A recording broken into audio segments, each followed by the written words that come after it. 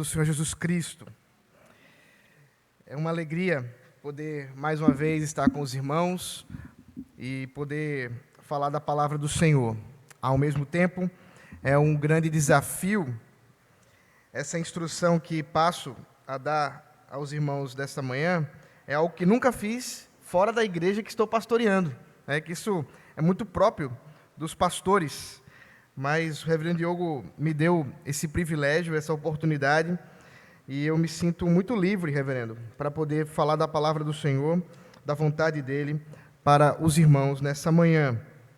E o meu desejo é que seja Deus falando com vocês.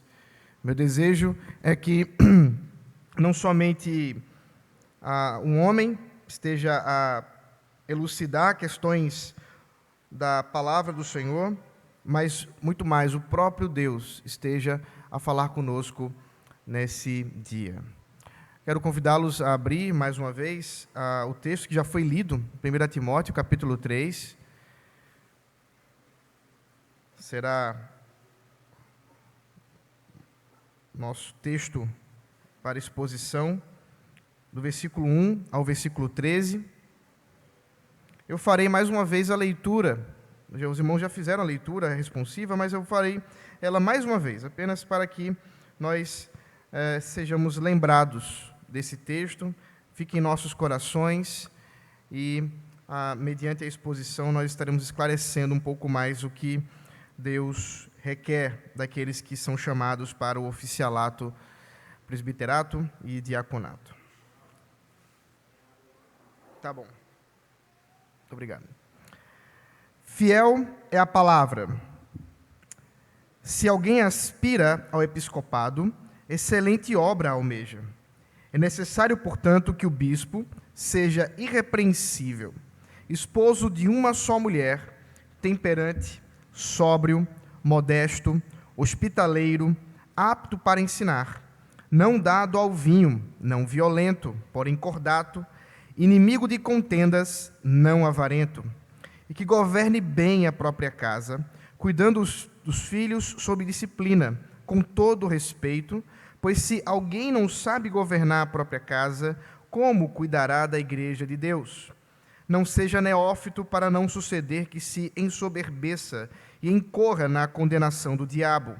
Pelo contrário, é necessário que ele tenha bom testemunho dos de fora, a fim de não cair no opróbrio e nem no laço do diabo.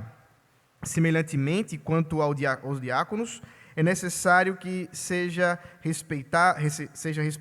respeitáveis, de uma só palavra, não inclinados a muito vinho, não cobiçosos de sorte da ganância, conservando o mistério da fé com a consciência limpa.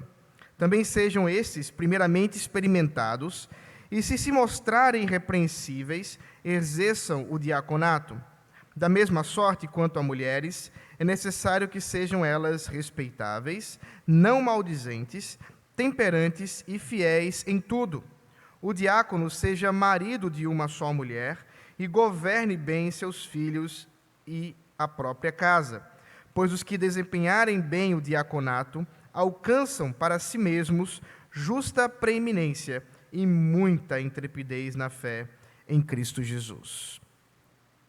Queridos, há um desafio, e eu já mencionei um pouco sobre isso ontem aos homens, de nós encontrarmos líderes para as igrejas do Senhor Jesus Cristo. Vivemos em tempos, e infelizmente, isso não é algo tão novo assim, onde homens anulam-se, homens fogem realmente das responsabilidades no lar, nas responsabilidades da sociedade e também das responsabilidades na igreja. Aqui nós observamos que Paulo, cuidando de seu companheiro e filho na fé, Timóteo, deseja esclarecer como Timóteo, que é o pastor de uma igreja, Timóteo foi levado pelo apóstolo Paulo para pastorear a igreja em Éfeso, e Timóteo agora precisa seguir os passos para desenvolver uma liderança sólida, firme na igreja. Vale a pena lembrar, por exemplo, quando em Atos, capítulo 20, o apóstolo Paulo, se despedindo da igreja de Éfeso, com lágrimas nos olhos, passa a dar algumas instruções aos presbíteros que ali estavam, e que ele mesmo os conhecia, ele mesmo os pastoreou, ele mesmo os guiou na fé, e agora se despedia deles para que voltasse a Jerusalém, e ele cria que não voltaria mais a Éfeso, porque sabia que era necessário que fosse para Roma e ali continuasse a pregar o evangelho, onde ele também acreditava que o Senhor o levaria. Portanto, queridos, nós não podemos pensar em igreja sem liderança. A nossa própria denominação, ela entende isso com clareza quando nós estipulamos as fases de maturidade de uma plantação de igreja. Como o reverendo Diogo já mencionou, não temos como pensar missão se não pensamos em plantação de igreja, e, portanto, em liderança de igreja. E as fases, basicamente, são o ponto de pregação, quando nós temos ali um trabalho inicial, onde há poucas pessoas que se reúnem, onde ainda não temos nenhum tipo de liderança sendo treinada, e nem mesmo um lugar, muitas vezes, fixo, e nem mesmo um horário. Quando esse ponto de pregação ele começa a se desenvolver um pouco mais, nós temos, então, uma congregação. Essa congregação, geralmente, já está sendo ali organizada, porque já há crentes professos da própria localidade, do próprio lugar que está sendo alvo, pelo menos geograficamente, de evangelização. Mas quando é que essa congregação realmente se tornará uma igreja organizada?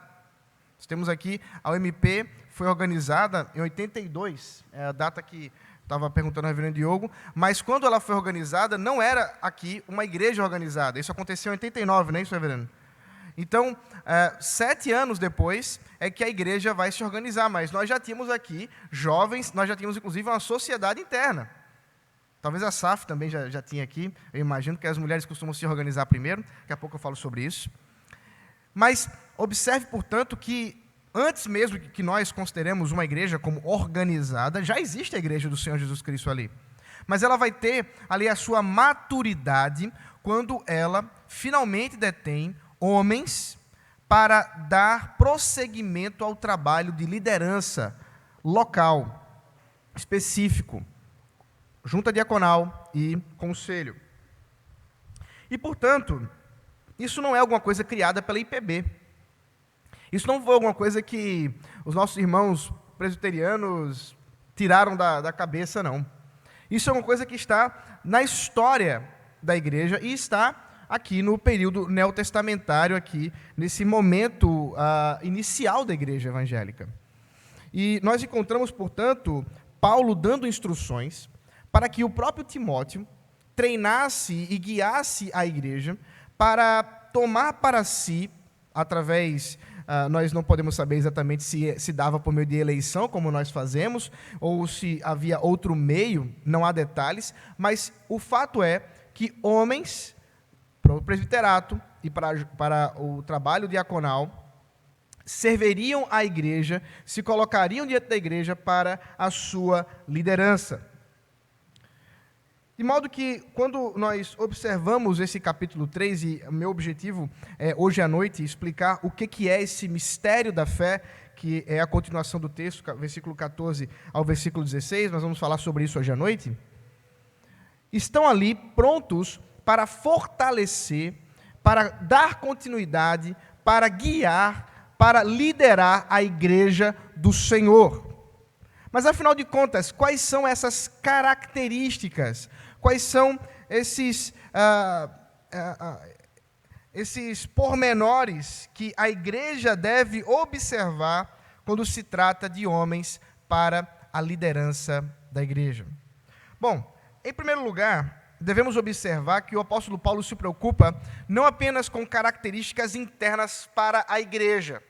Isso é uma coisa muito interessante. Nós vamos observar que Paulo também vai dar instruções que se referem a como esse homem se porta na sociedade, como esse homem se porta na sua família, como esse homem se porta na sua vizinhança.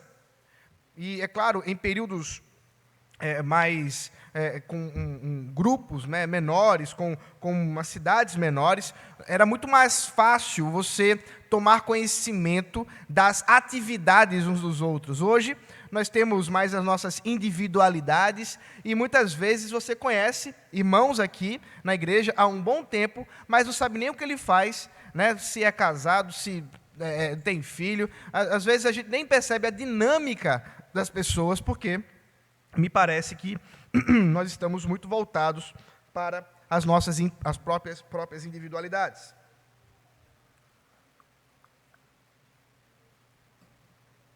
Mas faz parte da preocupação de Paulo mostrar que há características específicas para aqueles que procuram o presbiterato, o diaconato, seja dentro da igreja, seja fora da igreja. Esses procedimentos ou essas características, é claro, e eu já deixo aqui muito bem explicado, elas não são como que características da perfeição, mas características de uma busca desses homens, a fim de que possam exercer esses trabalhos, esse serviço, com dignidade no Senhor. Mas vamos observar aspecto por aspecto, e a gente chega lá, se Deus permitir. Primeiro, Paulo diz, fiel é a palavra, se alguém aspira ao episcopado, excelente obra almeja. É curioso pensar que Paulo está dizendo que alguém pode desejar a liderança de uma igreja, desejar ser líder, e isso ser uma excelente obra. Por que é curioso? Porque certamente nós, pastor, que geralmente guiamos a igreja, quando vemos alguém que deseja se sair muito, não quer servir ninguém, quer liderar, normalmente a gente olha para ele e diz, esse aí não serve para ser líder. Quem muito quer mandar, não serve para ser líder. Porque antes de querer ser líder, precisa desejar o serviço, desejar servir uns aos outros, porque o nosso grande modelo de liderança é Jesus. E o nosso Senhor Jesus Cristo não chegou aos seus discípulos e disse, ok, galera, chegou quem vai mandar em vocês. Vamos lá, Judas, começa a contar o dinheiro aí, Pedro, pega água para mim, e começou. Não foi assim. Muito pelo contrário, os irmãos lembram-se de que quando o Senhor Jesus estava com os seus discípulos, em conversa, em comunhão, ele pegou uma bacia com água e começou a lavar os pés dos seus discípulos, e Pedro, extremamente constrangido, disse, Senhor, meus pés não. Não sei, talvez tivesse uma frieira, não sei como era, o que Pedro tinha de problema com o seu pé. Não, aqui no meu pé não. E Jesus disse, se eu não lavar os seus pés, se eu não te servir, tu não tens parte comigo. E Pedro, exagerado, disse, ok, não só os pés, o corpo inteiro, pode jogar. O que nós aprendemos é que esse desejo de liderança que Paulo acentua aqui para esse líder, não é um desejo simplesmente de mandar, eu quero que os irmãos observem, mas de servir na liderança. Esse princípio é fundamental para que nós estejamos entendendo o que é o trabalho pastoral, o que é o trabalho diaconal.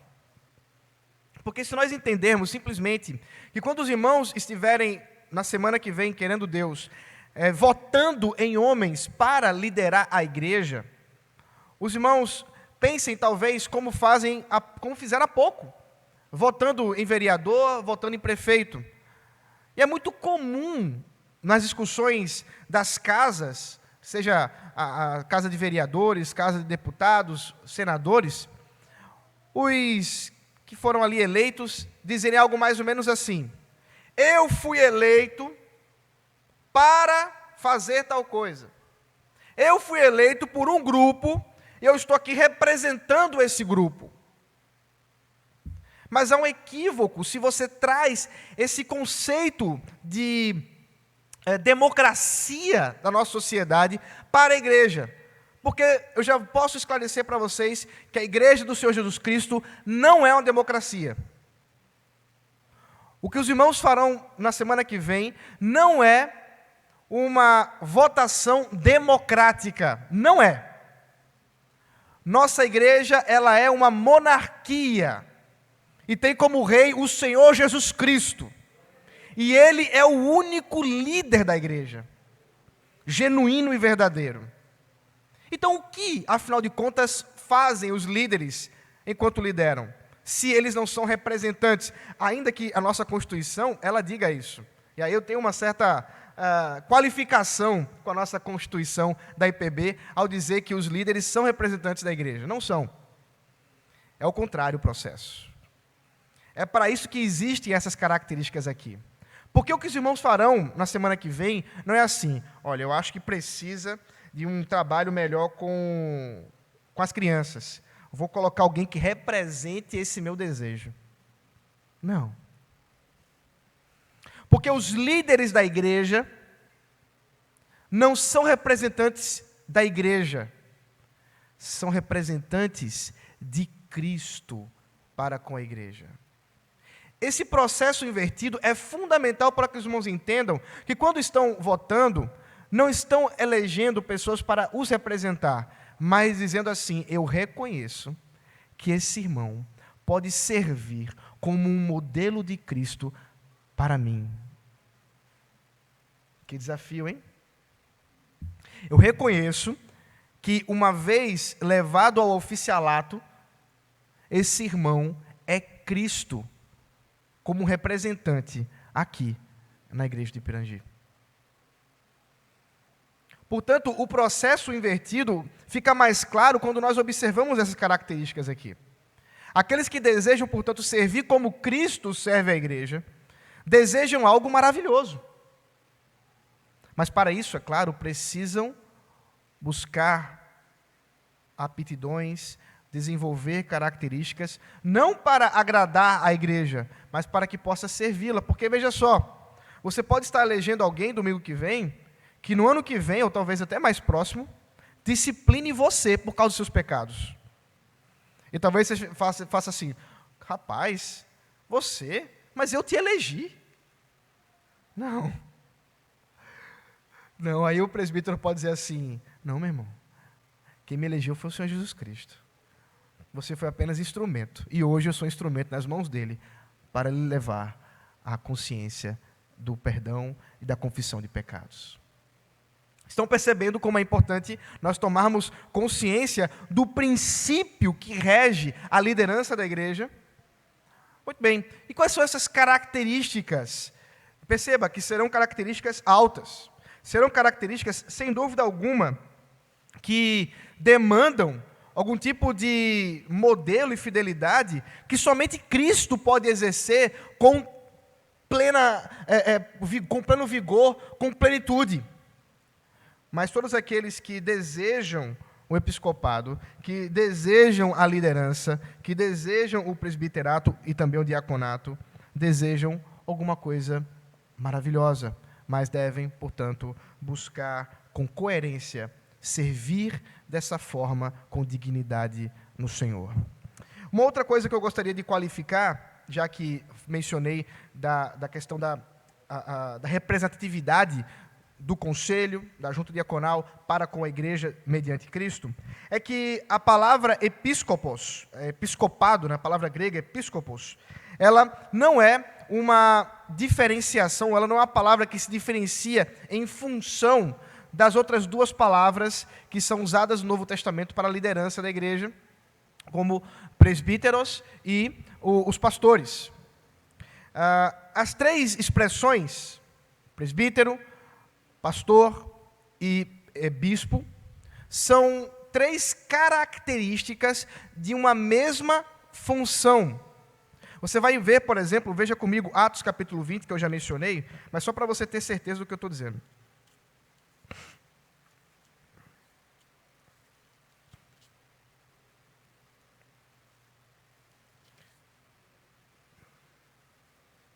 Versículo 17.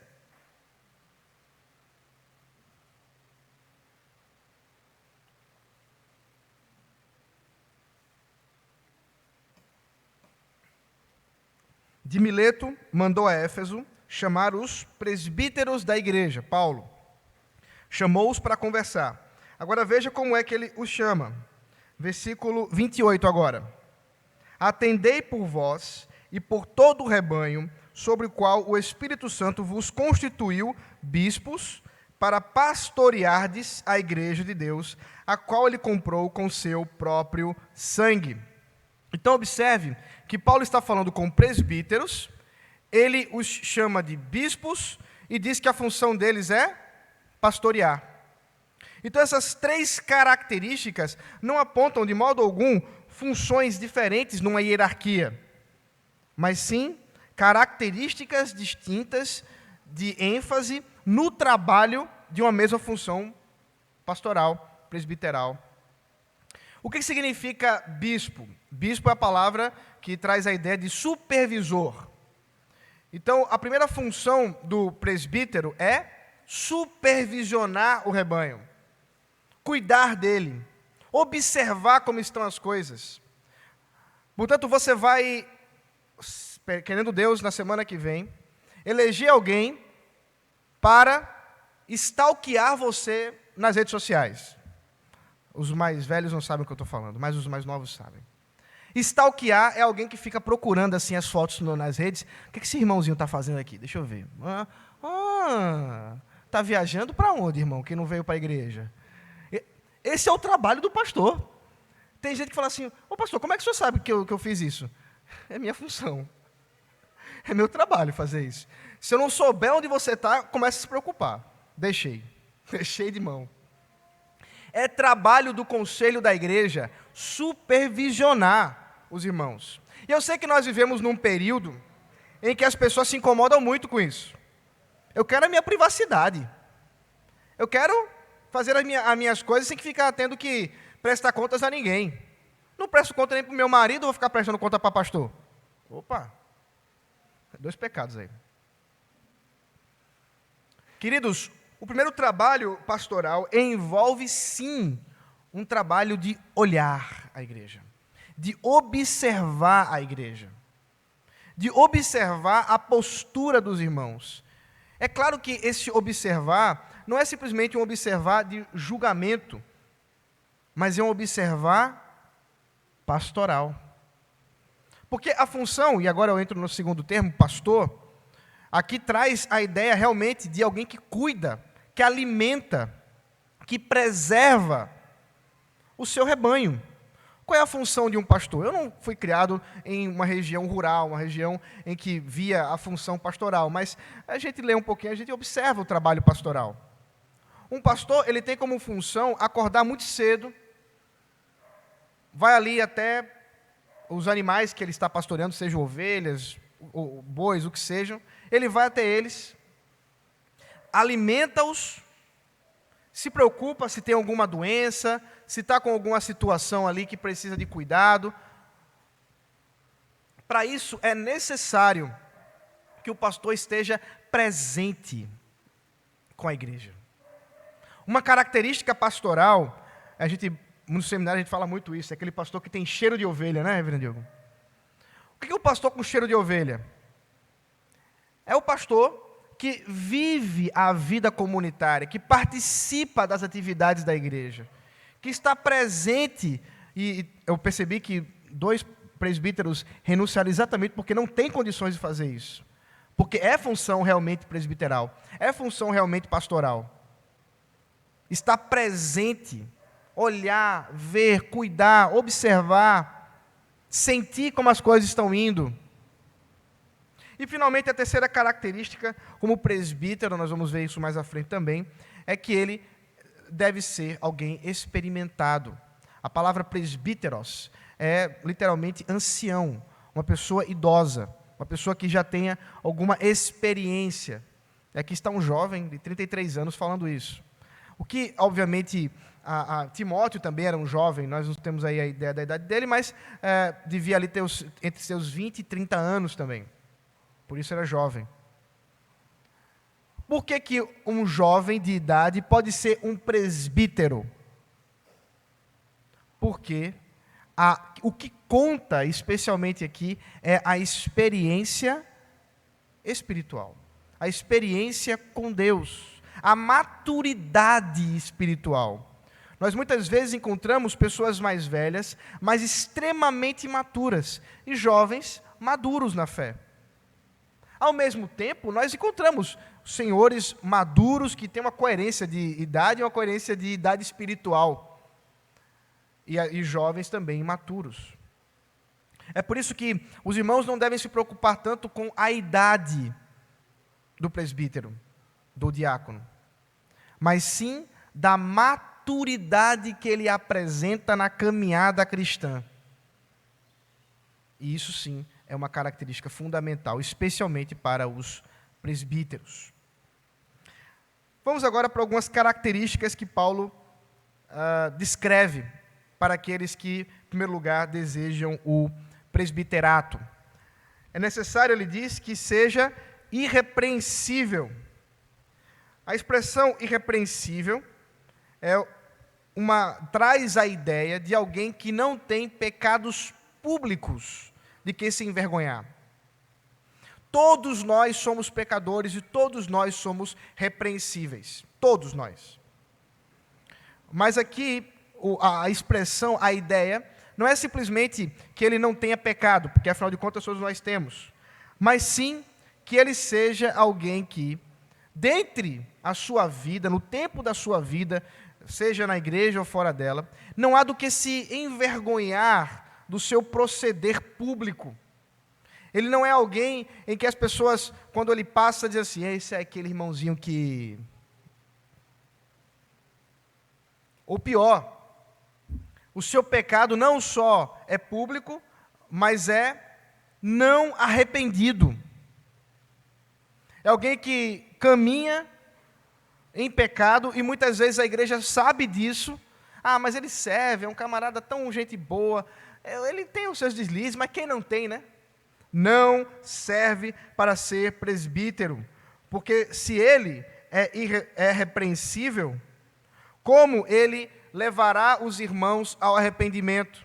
Como levará os irmãos na reunião do conselho que estão caminhando em pecado, se ele também não tem procedimento de confissão de seu pecado? Portanto, é claro que nós não estamos falando aqui de alguém que não tenha cometido pecados.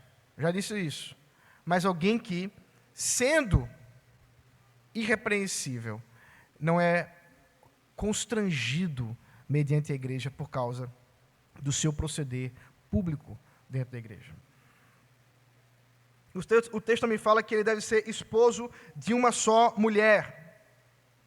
Aqui tem alguma discussão sobre essa expressão, porque, por exemplo, nós temos na Igreja Católica Romana, que é, ainda hoje, a igreja cristã, se nós podemos assim chamar, maior do mundo. E os presbíteros, né, os sacerdotes religiosos católicos, eles são celibatários. Então, como é que coordena esse texto, que claramente fala de um homem casado e celibato? Ou pior, alguns dizem assim, não, se ele é divorciado, ele não pode ser levado ao conselho. Há alguma divergência de entendimento e realmente não dá para ter total certeza de todas as implicações da expressão que Paulo está dizendo aqui. Mas o ponto não é celibato e o ponto não é divórcio. O que acontece é que no período aqui que Paulo escreve, era muito comum que homens viessem a Cristo e pertencessem à igreja, mas eram cheios de esposas, porque vieram de um contexto pagão, onde eles tinham aí 2, 3, 4 mulheres, e todas elas eram suas esposas. Mas Paulo diz, esse homem não pode ser um presbítero, ainda que ele não deva se divorciar das suas esposas. Isso é uma coisa interessante, é só você lembrar de Paulo escrevendo aos Coríntios, quando ele ordena que os crentes do Senhor Jesus Cristo, sejam homens ou mulheres, não devem se divorciar porque os seus cônjuges são incrédulos. Ora, imagine se uma família toda se convertesse, mesmo que fosse ali um patriarca com suas 2, 3 esposas. Ele não deveria se divorciar naquele período. Porque o divórcio implicaria na sociedade, primeiro, que aquela mulher seria vista agora como uma mulher repudiada. Segundo, o seu sustento financeiro, que viria do trabalho, dos recursos do seu marido, agora não haveria mais isso, não tinha pensão, não tinha nada disso não. Então, se aquela mulher fosse abandonada, ela ficaria realmente à míngua, e muitas vezes era levada à prostituição. Então, sim, havia na igreja, nesse primeiro momento, crentes que tinham mais de uma esposa, mas não serviriam para ser presbítero. Então, aqui, com certeza, o que Paulo está falando é de um contexto monogâmico. Esse homem deve ser casado com uma só mulher. Para o contexto específico, neotestamentário, faz mais sentido. Mas para nós, como podemos ver isso? Aqui, obviamente, nós estamos falando de fidelidade no casamento. Ele não deve, e aí talvez a gente pode até juntar a expressão irrepreensível com o esposo de uma só mulher. Porque é muito complicado, e nós infelizmente temos isso em nossas igrejas, de pastores, presbíteros que gostam tanto do matrimônio, que já vão no terceiro e no quarto. Isso é triste. Isso é triste porque mostra a inconstância desse irmão, que pode até ser um crente, mas muito imaturo nos seus relacionamentos. E, infelizmente, portanto, nós não deveríamos reconduzir essas pessoas para a liderança da igreja. Porque é necessário que eles realmente estejam com sua vida ilibada em termos matrimoniais, em seu casamento. Sua esposa possa ser conhecida da igreja e ele, com sua fidelidade à esposa, ser também conhecido. É necessário que ele também seja temperante. Temperante e sóbrio são duas expressões muito parecidas, mas parece que elas duas têm uma ênfase para o apóstolo Paulo, sendo que a primeira diz respeito a alguma coisa interna. Ele é equilibrado. O temperante é alguém que não tem excessos, não tem vícios. Ele não é um homem ligado a jogo, ligado nós vamos ver daqui a pouco a respeito do álcool, mas um alcoólatra, alguém que está escravizado por algum tipo de hábito, que toda a igreja observa e diz, complicado, né? Enquanto que sóbrio traz a ideia de alguém que é autocontrolado, que é são, uma pessoa discreta. Talvez aqui uma expressão que poderia ser utilizada também é alguém, um pacificador. Ele não é alguém esquentado. Isso é outro problema na liderança. Às vezes nós colocamos presbíteros, homens, que são muito esquentados. E por isso gera no conselho situações extremamente complicadas, depois no presbitério, e segue em frente. Homens que não mostram a temperança, a sobriedade de Cristo no seu relacionamento, seja na igreja ou entre os seus colegas na liderança. Então é necessário que ele cuide do seu coração. Isso não significa que ele seja um bobo, tá, gente? Não é o chamado para alguém que não fale, que não reaja. Todos nós somos chamados para fazer assim. Mas alguém que sabe como lidar com isso. As mulheres aqui tiveram ontem uma palestra sobre emoções. E devem ter visto que nós temos controle a respeito das nossas emoções. Que nós não podemos simplesmente chegar assim e dizer, não, desculpa que eu falei que eu estava de cabeça quente. Não. O que você falou de cabeça quente foi produto do seu coração pecaminoso.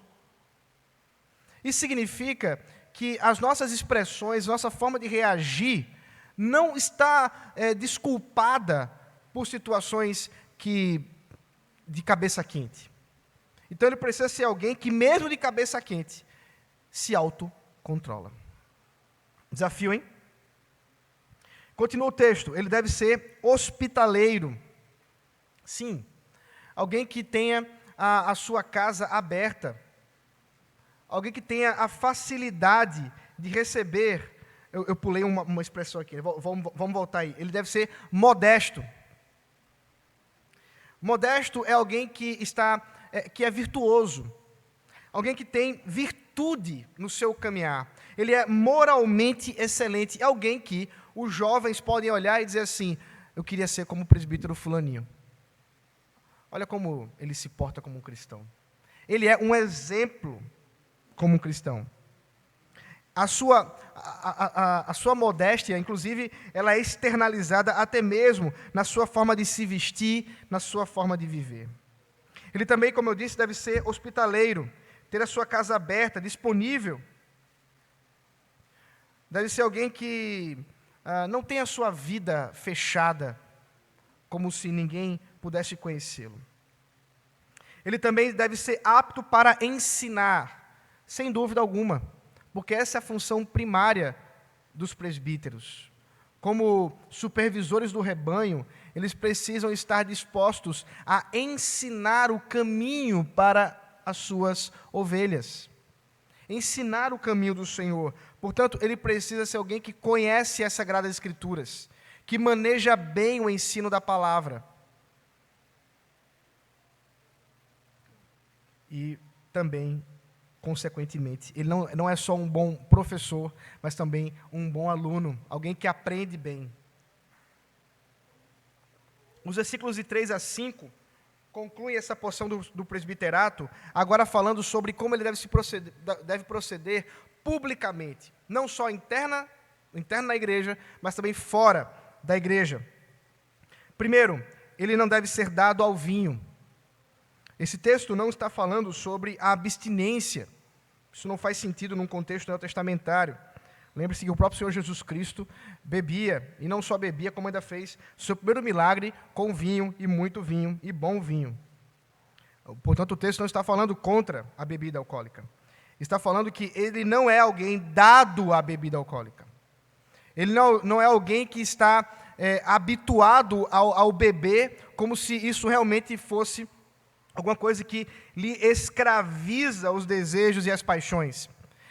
Nós não precisamos simplesmente resumir com relação ao vinho em si, mas como eu já mencionei antes, ele não deve ser alguém escravizado nos seus hábitos, nos seus desejos, nas suas paixões. Ele não deve ser violento. Olha aí uma outra expressão que nós já trabalhamos, mas agora Paulo relaciona ela de forma pública. Ele não deve ser alguém que é conhecido por brigar. Esse irmãozinho é briguento, viu? Rede social é complicado, até bloqueei. Não dá. Isso, irmãos, deixa eu só fazer um outro adendo aqui. Quando eu falo isso, especialmente aqui para os homens, é para que você observe o que Deus requer de você, viu? Não é só para vocês, olha assim, será que aquele irmão tem essa característica? Mas lembre-se que o Espírito Santo fala hoje para você, nessa manhã. Dizendo assim: ei, você tem buscado essas características? Você tem buscado servir ao Senhor? Ou será que você diz assim: não, eu sou meio cabeça esquentada, Deus me fez assim, vou morrer assim? Gabriela.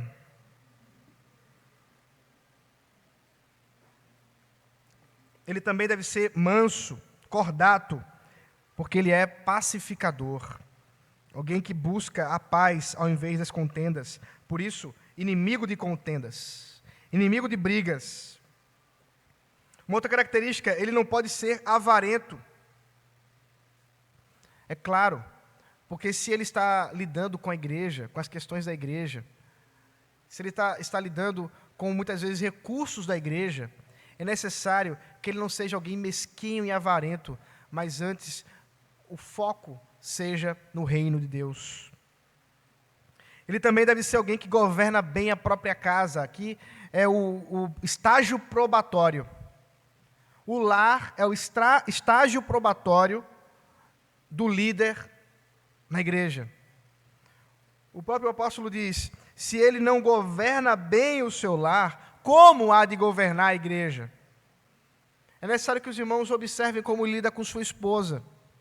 Porque, veja bem, se ele lida com a esposa de maneira grosseira, a quem ele diz que ama, imagine para você que ele vê pouco.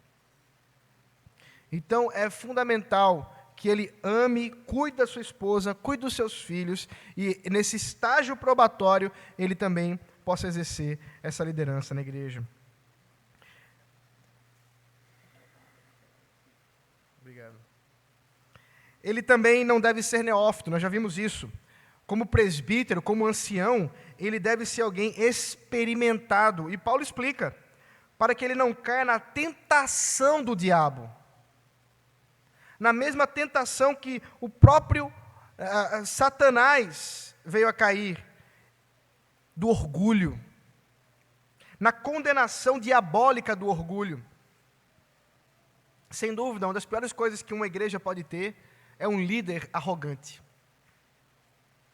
É um líder orgulhoso, que não está disposto a ouvir, a se submeter, a compreender. Nós temos na história da igreja, infelizmente, muitos e muitos exemplos. Há pouco estive pregando numa igreja, lá de Recife, histórica, que já passou por várias e várias divisões. E teve um período específico da história dessa igreja, teve várias divisões. Porque teve um pastor extremamente arrogante, que nos editais de eleição pastoral, só cabia a ele. Só cabia a ele. Nem Jesus passava. Como é que pode isso? E por conta disso, muitas pessoas foram saindo. Não. Nós precisamos ser líderes maleáveis. Afinal de contas, a igreja não é nossa.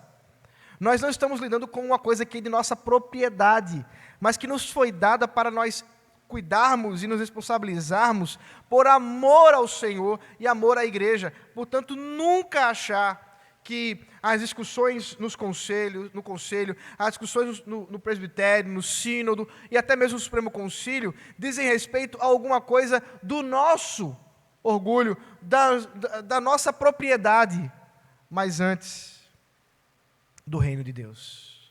Portanto, é alguém que está preocupado com o reino de Deus. E assim ele precisa ser experimentado, ter tempo.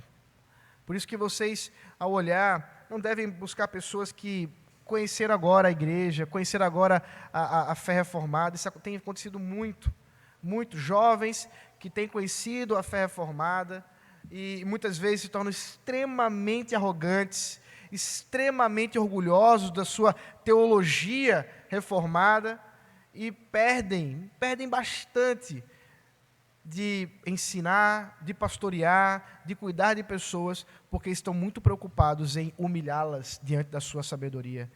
Um líder não é isso. O líder não é alguém chamado para humilhar, mediante a sua sabedoria, a mente, incauta dos seus liderados. Não. É alguém que quer caminhar junto e que tem paciência. Deixa eu dar aqui um exemplo final para chegar nos diáconos. O sermão vai durar umas 2 horas, né, velho? Segura aí, irmãos. Vou tentar ser mais rápido.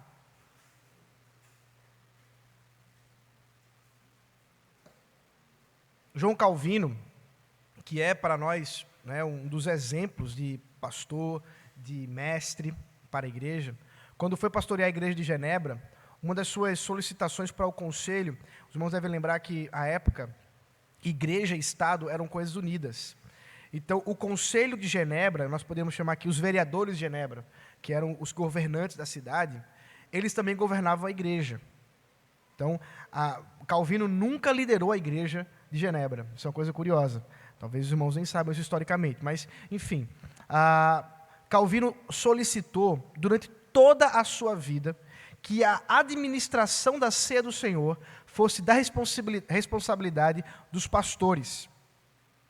Essa briga foi tão grande que chegou um momento que ele simplesmente se negou a dar ceia para a igreja. No dia de Páscoa, na época eram 4 domingos durante o ano que havia ceia.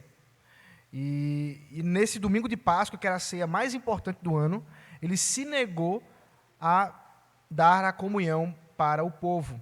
Porque ele dizia que havia pessoas em pecado, em impenitência, e que era responsabilidade dele como pastor impedi-las de chegar à mesa. Ele foi expulso de Genebra por causa disso. Depois de alguns anos ele volta, e agora ele consegue, com mais abertura, a mesa do Senhor. o cuidado. Mas havia uma outra solicitação que ele pediu ao conselho.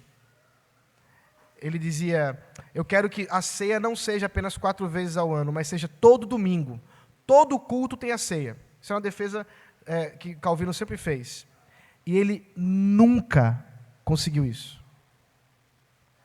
Diogo, Calvino nunca conseguiu um negócio que ele queria. Por que a gente vai conseguir?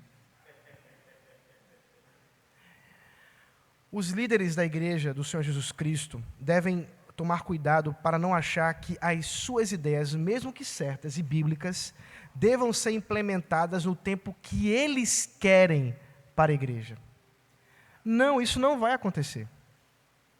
É por isso que ele precisa ser alguém experimentado, paciente, que reconhece que há um tempo para a igreja e muitas vezes ele nunca vai conseguir colocar a igreja nos trilhos que ele pensa. Mas o Senhor Jesus, que é o dono da igreja, colocou. Porque não é nossa missão. Nossa missão é ensinar. Mas não convencer. Não é convencer. Então isso é importante. E isso se ganha com maturidade. Isso se ganha com maturidade. Por isso que neófitos não devem ser levados ao conselho, ao presbiterato. Mas seguindo, portanto, o nosso texto, versículo 8, nós temos agora as características do diaconato. É claro que há muitas características semelhantes, mas o trabalho diaconal, ele envolve algumas questões mais específicas. A própria palavra diáconos significa servo. O contexto neotestamentário da palavra é de garçom. Eram as pessoas que serviam às mesas nos bares, né, nos encontros lá, nas festas do período neotestamentário. Então, o diácono é aquele que está disposto ao serviço. É alguém que tem aí o chamado do Senhor para servir. O seu coração arde por isso. Geralmente, é aquele que quando chega na igreja, ele olha e faz, rapaz, será que ninguém viu isso? Aí ele vai lá e faz. Aí, rapaz, será que ninguém viu isso? Aí vai lá e faz. Se ele não fizer, ele começa a pecar. Porque ele vai dizer, rapaz, ninguém fez isso, não acredito. Aí passa o culto todinho pensando assim, não acredito, mas ninguém está vendo isso que eu estou vendo, não. Não, porque você foi chamado por Deus para fazer isso. Os diáconos, geralmente, são pessoas que têm um coração com uma atenção muito grande para os detalhes. Ele percebe, o ventilador está desligado, vou lá desligar. Tem um irmãozinho que está me servindo água de coco aqui, que é uma benção. O diácono, como é o nome dele? Mas é aquele senhor lá. Da Silva. Ontem ele não deixava chegar no final.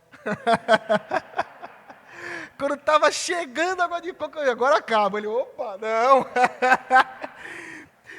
Eu tenho dúvida que muitos irmãos que estavam comigo ontem à noite assistindo a pregação, nem percebiam que a água estava acabando, mas ele percebia. Ele estava atento. O olho ali estava ligado.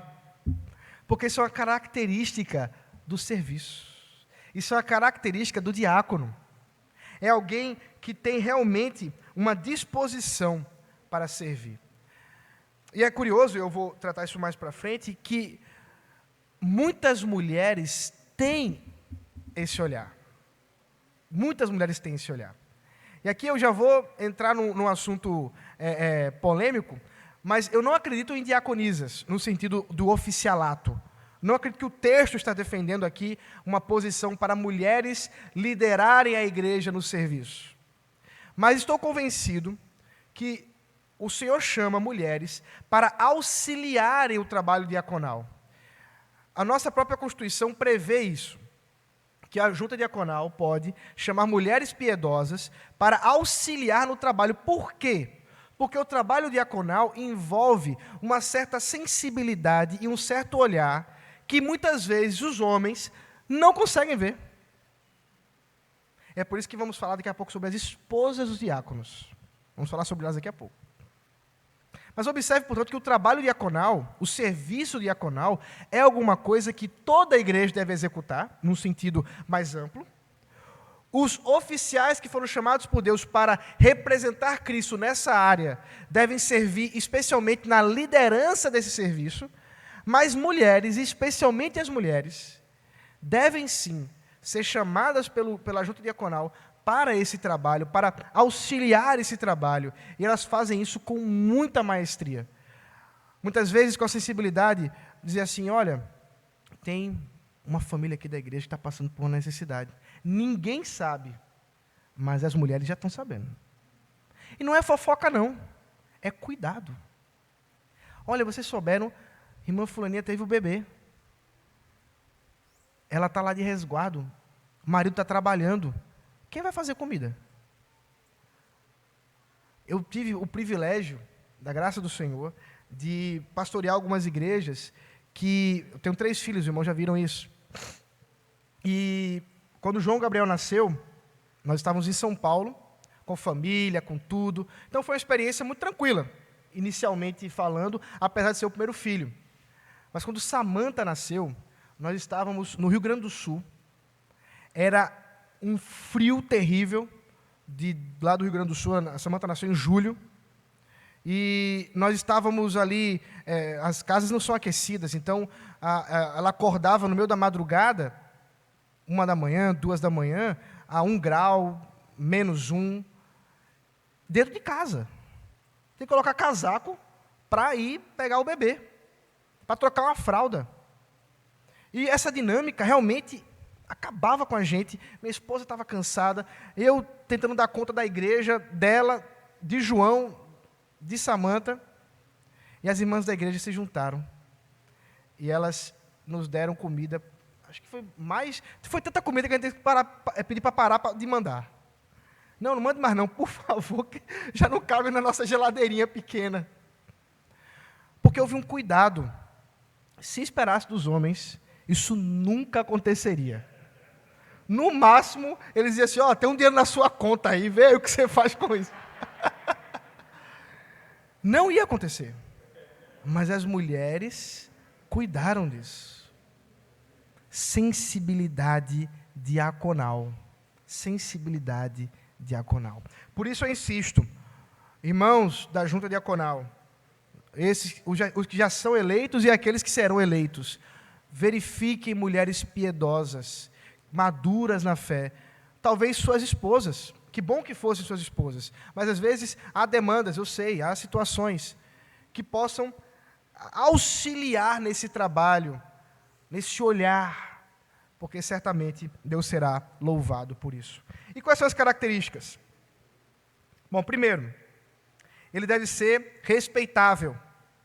É um homem que, mais uma vez, tem o seu testemunho, a sua reputação ilibada, dentro e fora da igreja. Perceba que são características muito próximas do presbítero, porque são características cristãs, só que agora levadas ao presbiterato, ao diaconato. Ele também deve ser uma pessoa de uma só palavra. É muito importante que o diácono não seja alguém que promete aqui, não cumpre ali.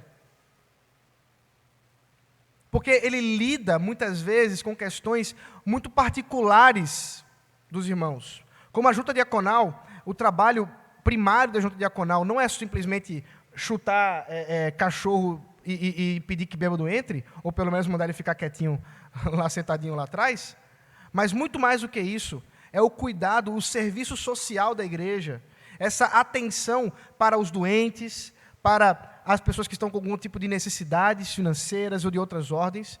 O trabalho diaconal envolve ouvir as pessoas, ouvir as suas necessidades, coisas muito próximas do coração. E ele deve, portanto, ser alguém confiável para isso. O diácono deve ser confiável para ouvir coisas que ele não pode dividir com ninguém. Ele também não deve ser inclinado ao vinho, claro. Ele deve ser como um cristão, não alguém inclinado aos vícios, ao descontrole. Não deve ser também cobiçoso, de sorte da ganância. O que significa isso? Diferente do que aconteceu com Judas Iscariotes, que era o tesoureiro do colégio apostólico, ele deve ser alguém que lida com o dinheiro com tranquilidade no seu coração. É função dele, dentro da nossa estrutura eclesiástica da IPB, por exemplo, fazer a contagem das ofertas, dos dízimos e ofertas. Se esse irmão for alguém que está colocando o dinheiro da igreja no seu bolso, que coisa terrível, irmãos. Ele, portanto, não deve ser ganancioso, cobiçoso, mas antes lida e lidará com o dinheiro, cuidará do dinheiro com honestidade. Ele também é alguém que conserva o mistério da fé de consciência pura ou limpa. Eu vou falar sobre o mistério da fé hoje à noite, que tem a ver com as bases e os fundamentos do que é uma igreja, identidade da igreja. Eu vou falar sobre isso mais tarde. Mas isso significa que o diácono também é alguém que conhece da palavra, que conhece do evangelho e que conhece de tal forma que ele é um representante de Cristo, como alguém que está firme nessa estrutura da igreja. Ele também não deve ser um neófito, mas antes um experimentado, irrepreensível, como nós já vimos, maduro espiritualmente. E finalmente nós chegamos no versículo 11, que é o versículo mais polêmico de todo o texto.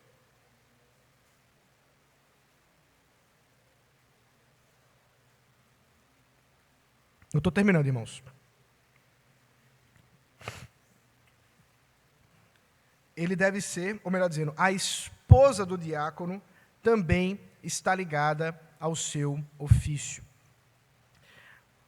Da mesma sorte quanto as mulheres, é necessário que sejam elas respeitáveis, não maldizentes, temperantes e fiéis em tudo. A palavra mulheres, aqui no grego, giné, ela pode ser tanto mulheres, no sentido mais geral, como também esposas. Como escolher uma das opções? Como escolher aqui a opção certa? É que o texto sobre as mulheres aqui, especificamente, não é alguma coisa à parte do que Paulo está falando. Observe que ele vai dar sequência às funções diaconais logo depois que falar das mulheres. Então, me parece que o contexto nos ajuda a compreender que ele não está falando de mulheres no sentido geral, mas sim das esposas dos diáconos. E a tradução melhor seria: da mesma sorte, quanto às esposas, é necessário que sejam elas respeitáveis, não maldizentes, temperantes e fiéis em tudo. Por que as esposas dos diáconos devem ter características também dentro do serviço? Por quê? O trabalho diaconal que visa visitação, conhecer situações das pessoas, muitas vezes envolve lidar com questões familiares, e a melhor forma de fazer uma boa visita para um diácono seria com sua esposa. Mas que triste será para o diácono e para a igreja se essa for uma esposa infiel no sentido de sua boca, uma fofoqueira. O marido é firme, mas a esposa não segura uma informação. Olha o problema. Muitas vezes o diácono precisa fazer trabalhos na igreja, envolve-se com a igreja, muitas vezes em termos até mesmo de horário, uma hora diferente com o resto da igreja, até mesmo os presbíteros. É o diácono que vai chegar mais cedo, ele vai ver aqui as questões, liga o ventilador, vê se está tudo certinho, os bancos. Olha, esse cuidado com a igreja exige dele chegar mais cedo e sair mais tarde. Mas se a mulher não gostar disso, meu irmão, complica. Se a esposa não estiver, portanto, integrada no trabalho da junta diaconal, no trabalho diaconal do seu marido, mas antes ela for um empecilho, dificilmente ele vai conseguir exercer o trabalho diaconal com fidelidade. Ainda bem que essa igreja aqui é você que pastoreia. Eu estou falando aqui as coisas, depois vou embora, depois você se vira, tá certo? Mas elas precisam, portanto, ser respeitáveis, dar bom testemunho, não maldizentes, portanto, não caluniadoras, não reclamonas, temperantes e fiéis no Senhor, crentes no Senhor. Crentes, mulheres crentes. O texto continua e diz que eles devem também, os diáconos, voltando para eles, fiéis, melhor dizendo, maridos de uma só mulher, mesma situação que eu já mencionei, a monogamia e a fidelidade. Devem governar bem a sua casa, os seus filhos, com autoridade. Mais uma vez, aqui nós vemos o estágio probatório para a liderança na igreja, é a família.